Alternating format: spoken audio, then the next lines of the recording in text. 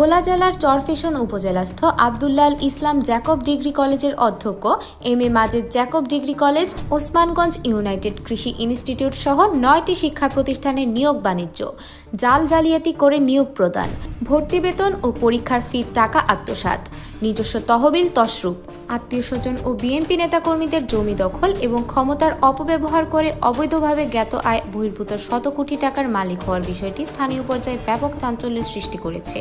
জারি ধারাবাহিকতায় গত 4 সেপ্টেম্বর 2024 তারিখে অধ্যক্ষ এম এ মাজেদের অনিয়ম ও দুর্নীতি নিয়ে প্রতিবেদন, অধ্যক্ষের পত্রে যেন আলাদিনের চেরাগ, শত কোটি টাকা বানিয়েছেন চরফ্যাশনের প্রতারক মাজেদ শিরোনামে দৈনিক জাতীয় পত্রিকা যুগান্তর, আলোকিত ভোলা, প্রতিদিনের সংবাদ সহ বিভিন্ন জাতীয় ও আঞ্চলিক পত্রিকার ধারাবাহিক প্রতিবেদন প্রকাশিত হয়, যা নিয়ে কলেজের শিক্ষক, অভিভাবক ও সাধারণ ছাত্রছাত্রীদের মধ্যে মারাত্মক ক্ষোভ ও ঘৃণার জন্ম দিয়েছে। প্রতিকূলতার ভিতরে যাতে না পড়ে এই জন্য দিছে। আমি চাই এটার সঠিক বিচার হোক। শিক্ষকের নিরাপত্তা স্থান, ছাত্ররা শিক্ষক কাছে থাকে, তারাই যদি অরাজকতা করে, বিভিন্ন কর্ম করে, তো আমাদের থাকার তো কোনো জায়গা নেই। টিচারের বিরুদ্ধে যদি এরকম কমপ্লেন আসে, তাই এটা তো আমাদের কোনো নিরাপত্তা নেই, তাহলে আমরা কোথায় দেবো বাচ্চা? কলেজ সূত্রে জানা যায়, শিক্ষা মন্ত্রণালয়ের অডিট, আপত্তি সমাধানের জন্য খরচ এবং মন্ত্রণালয়ে ঘুষ দিতে হবে বলে শিক্ষকদের কাছ থেকে 9.5 লক্ষ টাকা চাঁদা উত্তোলন করেন। অথচ শিক্ষা মন্ত্রণালয়ের একটি টাকাও খরচ না করে পুরো টাকা মেরে দেন অধ্যক্ষ মাজেদ ও তার স্ত্রী লাভলি। এছাড়া ইউনাইটেড কলেজের নাম পরিবর্তন করে আব্দুল্লাহ আল ইসলাম জ্যাকব কলেজ নামকরণের জন্য জ্যাকব সাহেবের কাছ থেকে 10 লক্ষ টাকা নিলেও তা গোপন করে শিক্ষকদের কাছ থেকে কলেজের নাম পরিবর্তনের জন্য 15 লক্ষ টাকা উত্তোলন করেন। জামানত রাখা উক্ত অর্থ মন্ত্রণালয় হতে ফেরত পেলেও তা গোপন রেখে আত্মসাৎ করেন অধ্যক্ষ মাজেদ ও তার স্ত্রী। চ্যানেল 47-এর বিশেষ অনুসন্ধানে জানা যায়, গত 21 ডিসেম্বর 2022 তারিখে শিক্ষা মন্ত্রণালয়ের পরিদর্শন ও নিরীক্ষা অধিদপ্তর শিক্ষা ভবন ঢাকা হতে অডিট টিম আসে জ্যাকব কলেজে। তারা শিক্ষা প্রতিষ্ঠানে নানাবিধ অনিয়ম ও তহবিল তসরুফ সহ নানা অভিযোগে অডিট আপত্তি দাখিল করেন এম এ মাজেদের বিরুদ্ধে। অন্যদিকে গত 1 ডিসেম্বর 2024 তারিখে শিক্ষা অধিদপ্তর হতে অনিয়মের বিষয়ে জ্যাকব কলেজ ইন্সপেকশনে আসে। তারা কলেজে প্রবেশের পূর্ব মুহূর্তে শিক্ষক হলরুমে শিক্ষক কর্মচারীদের কাছে প্রকাশ্য মাপ চায় অধ্যক্ষ মাজেদ। এ সময় তিনি ইন্সপেকশন টিমের কাছে তার দুর্নীতির বিরুদ্ধে সাক্ষ্য না দেওয়ার জন্য শিক্ষক কর্মচারীদের অনুরোধ করেন এবং শিক্ষক কর্মচারীদের আত্মসাৎকৃত টাকা 1 সপ্তাহের মধ্যে পরিশোধের অঙ্গীকার করেন। কলেজ ও কৃষি ইনস্টিটিউটের সকল আয় ব্যয়ের হিসাব প্রদান এবং তসরুপকৃত ফান্ডের টাকা ফেরত দিবেন বলে প্রকাশ্যে অঙ্গীকার করেন মাজেদ।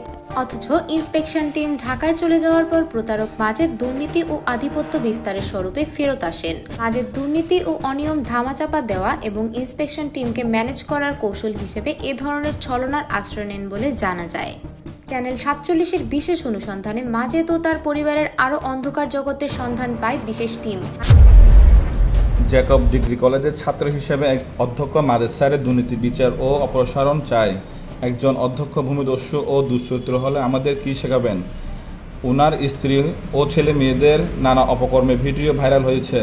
আব্বাস নামে এক ব্যক্তির কাছ থেকেও চাকরির প্রলোভন দেখিয়ে টাকা নিয়েছে বলে জানতে পেরেছে। মাজেদের বাসার 5ম তলায় ছাদের উপর নির্মিত বিশেষ গোপন কক্ষ চিলেকোঠার সন্ধান পায় আমাদের টিম। উক্ত চিলেকোঠায় মাজেদের স্ত্রী লাভলি স্বর্ণ ও অর্থের বিনিময়ে দেহ ব্যবসা পরিচালনা করতেন। তিনি ফ্ল্যাটের ভাড়াটিয়াদের নজর এড়ানোর জন্য ছাদের উপর আমোদ প্রমোদ ও ফুর্তির জন্য চিলেকোঠা নির্মাণ করেন। কলেজের টাকা আত্মসাৎ ও চিলেকোঠার মাধ্যমে প্রায় 100 ভরি স্বর্ণ অর্জন করেন লাভলি নিজে। এসব অলংকার লাভলি নিজ দেহে প্রদর্শনের মাধ্যমে দাম্ভিকতা প্রকাশ করতেন মর্মে চরফ্যাশনের নিকটাত্মীয় স্বজনরা দাবি করেন। তিনি এসব অলংকার দেহে প্রদর্শন করে বিত্তবানদের আকৃষ্ট করার সন্ধান পায় বিশেষ অনুসন্ধান টিম। লাভলির অলংকার ব্যবহারের দাম্ভিকতা ও সীমাহীন বিলাসী জীবনযাপন নিকটাত্মীয় ও প্রতিবেশীদের অবাক করেছিল। স্থানীয় আত্মীয় স্বজন ও জনমনে প্রশ্ন, অবৈধভাবে অর্জন করা ব্যতীত রাতারাতি এত ফ্ল্যাট, বাড়ি ও স্বর্ণালংকারের মালিক হওয়া কিভাবে সম্ভব? অনুসন্ধানে আরও জানা যায়, মাজেদের ছোট মেয়ে অনুসহপাঠী ও গৃহশিক্ষকদের সাথে অবৈধ প্রণয় এবং দৈহিক সম্পর্কে জড়ানোর প্রমাণ পায় অনুসন্ধান টিম। পরবর্তীতে ইলিসিট প্রেগন্যান্সির কারণে ঢাকার ল্যাব 8 হাসপাতালে ভর্তি করে লেজার অ্যাবর্শন করানো হয় মর্মে হাসপাতালের সূত্রে জানা যায়।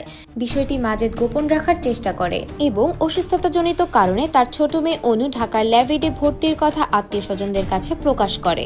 তবে তার মেয়ে অনুর অনৈতিক সম্পর্ক নিয়ে একটি ভিডিও ইতিপূর্বে সামাজিক যোগাযোগ মাধ্যমে ভাইরাল হয়। অপরদিকে মাজেদের স্ত্রী লাভলির সাথে শিক্ষা মন্ত্রণালয়ের দালাল সিন্ডিকেটের সদস্য ডিজি কামরুল নামে খ্যাত মাদ্রাসা শিক্ষকের সাথে অনৈতিক ও দৈহিক সম্পর্কে জড়ানো ও লঞ্চে যাতায়াতের বিষয়টি আলোকিত ভোলা নামক গণমাধ্যমে সচিত্র প্রতিবেদনও প্রকাশিত হয়।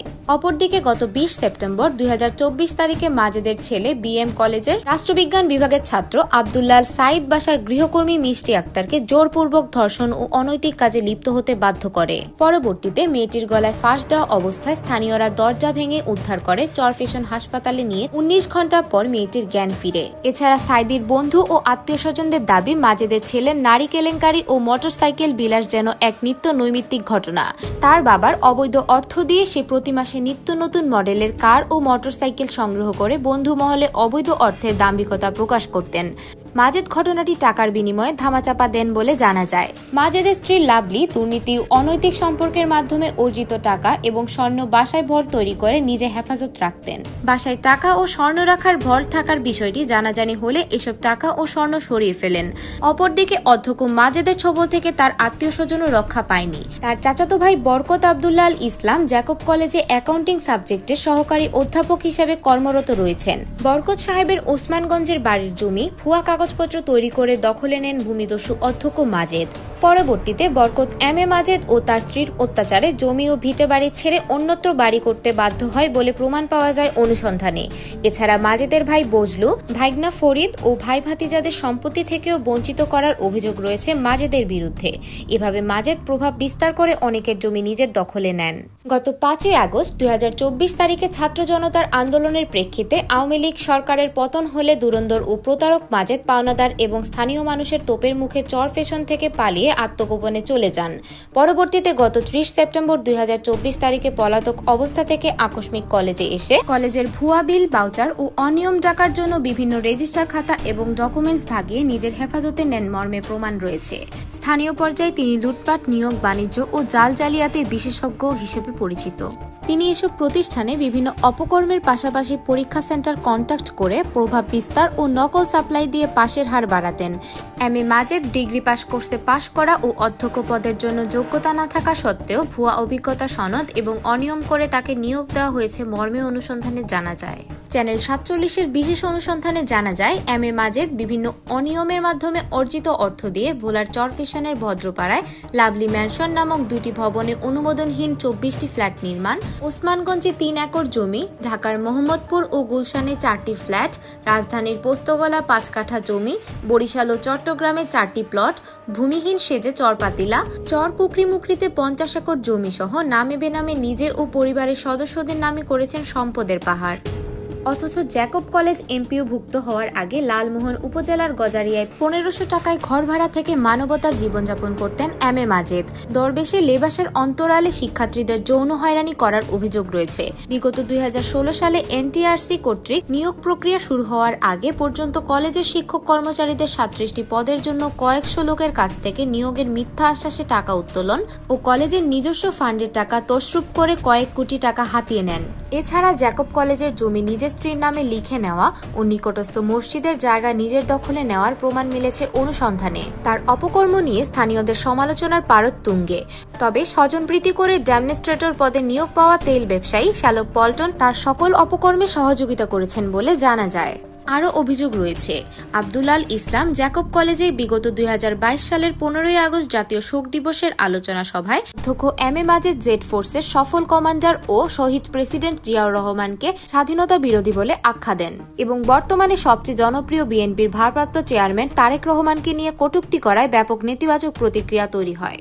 আব্দুল্লাহ আল ইসলাম জ্যাকব কলেজের প্রাক্তন সভাপতি কয়সার আহমেদ দুলাল নিউজ 47-কে জানান, অধ্যক্ষ মাজেদ কর্তৃক কলেজে অনিয়ম, ফান্ড তছরূপ ও দুর্নীতিতে জড়ানোর বিষয়ে আমরা প্রতিবাদ করেছি, কিন্তু তিনি এত বেপরোয়া ও অর্থলোভী ছিলেন যে তিনি এসব পরোয়া করতেন না। একজন অধ্যক্ষ কি পরিমাণ দুর্নীতি করলে ভদ্রপাড়ায় 24টি ফ্ল্যাট নির্মাণ করতে পারে? তিনি নামে বেনামে দেশের বিভিন্ন স্থানে বিপুল সম্পদ করেছেন।